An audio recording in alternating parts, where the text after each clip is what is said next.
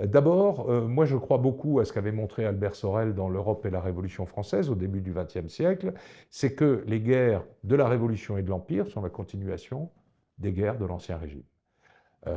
L'ambition de la prépondérance française, l'ambition des frontières naturelles, etc. Donc tout ça continue.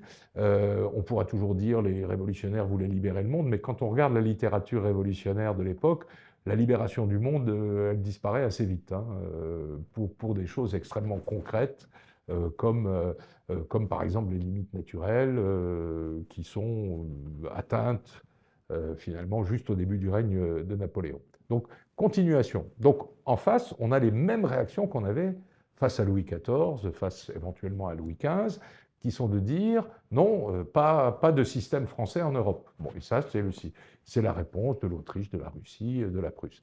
L'Angleterre, c'est autre chose. L'Angleterre, elle met en avant ce qu'elle appelle le balance of power, l'équilibre européen, alors qui est une notion qui a vraiment droit de cité au XVIIIe siècle, mais chaque État interprète l'équilibre à sa façon. Hein, voilà.